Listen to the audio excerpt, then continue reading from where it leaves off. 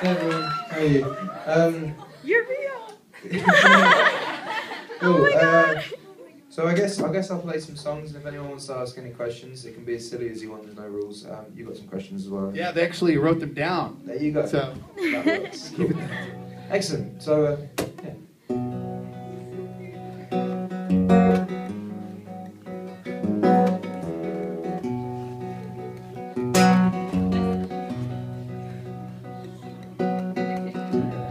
I'm gonna pick up the pieces and build a Lego house. And if things go wrong, we can knock it down. The three words have two meanings. There's one thing on my mind. It's all for you. And it's dark in a cold December, but I go to the hero. Broken, I will mend you, and I keep you sheltered from the storm that's raging on now. I'm out of touch, I'm out of love. I'll pick you up when you're getting down. And out of all these things I've done, I think I love you better now. I'm out of sight, I'm out of mind. I'll do it all for you in time. And out of all these things I've done, I think I love you better now.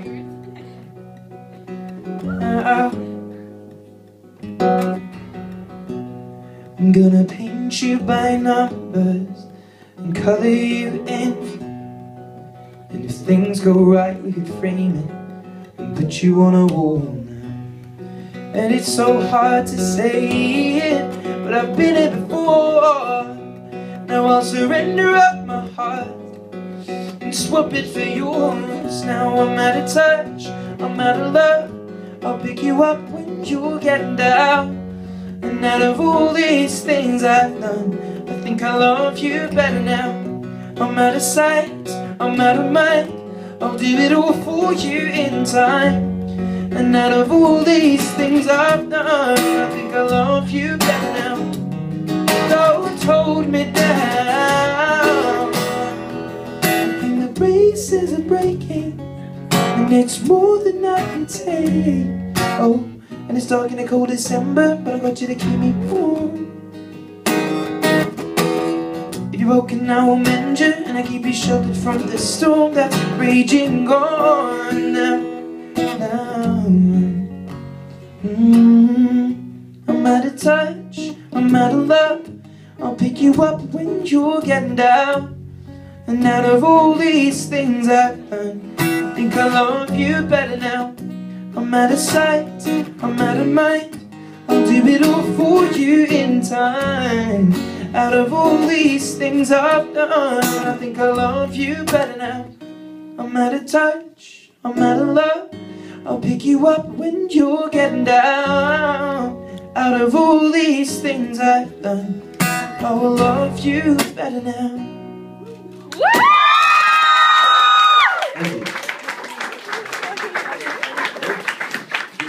Well, we can if you want to ask some questions in between your songs, but I know they really want to hear you play. Yeah, no, we'll do it. We'll do it in between. Okay, well, let me ask this first question. Where's Amanda from Spotsylvania?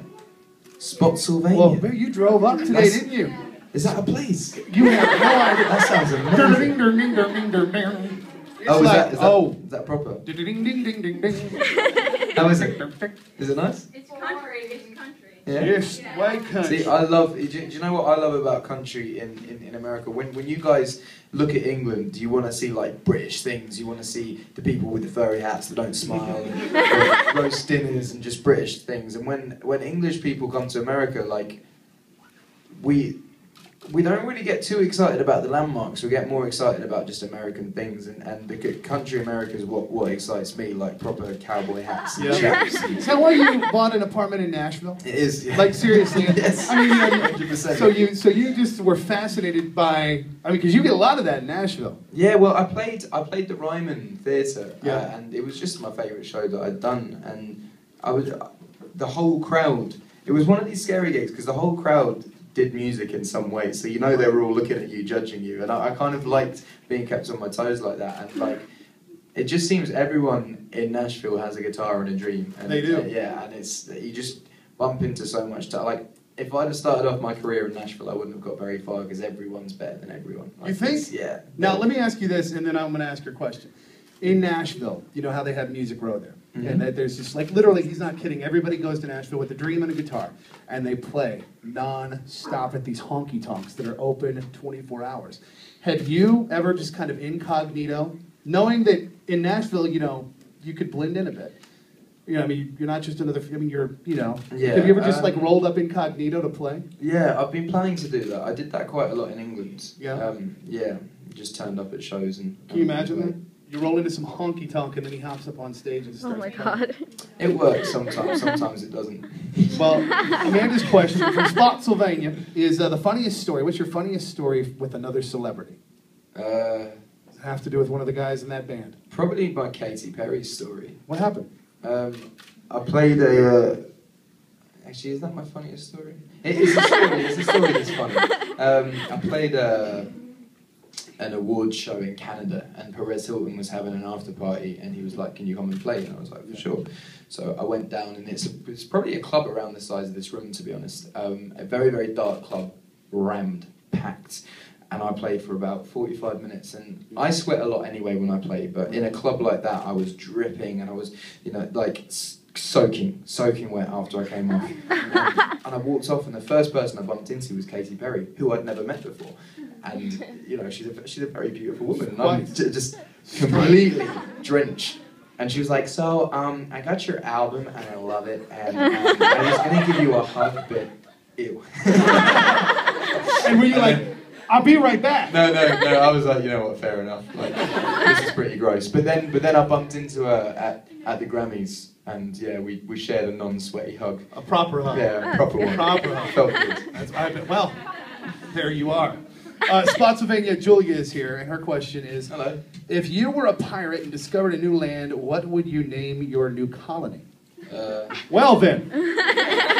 My colony, what, like the town? Yes, what would you name, if you were to found your country, what would Do you you know what, I'm planning, eventually, I've moved into a very, very, very small village in England's population about 40. Right. And I'm planning that if music goes the right way and I invest in some sort of technology like the new Facebook or something like that and become a multi-billionaire or whatever, Right. and buy the village and call it Awesome Town.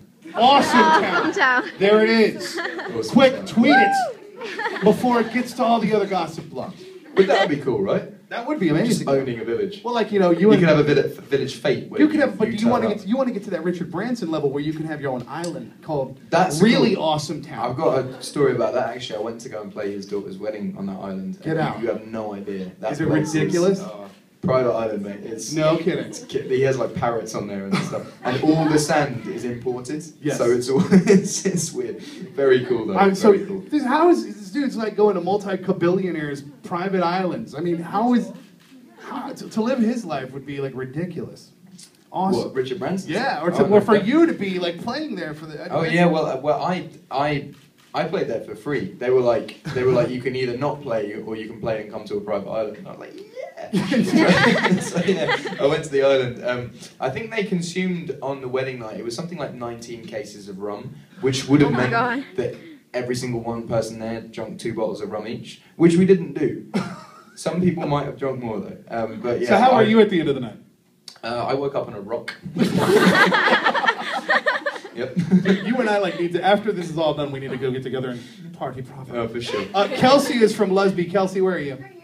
Hi, Kelsey. Your question is, if you could choose to have any superpower, what would it be? Probably the power to heal, but not just to heal. It would be to heal and then make the person you've healed have the power to heal as well. You'd get to a point where the world would be very overpopulated, but the only way that people would die would be in freak accidents, Right. which is probably more acceptable, you know, because when someone has a slow disease that kills them over a long period of time, it's a bit more painful. I think it's just like It's interesting you should say the power to heal, and this is something I like to talk to people like you and artists who have found the success that you've had. You know, your position affords you now the ability to do some healing things. You know, different organizations, charitable efforts, and whatnot. Do you have anyone that's particularly close to your heart? Like charitable organization? Over here or either or.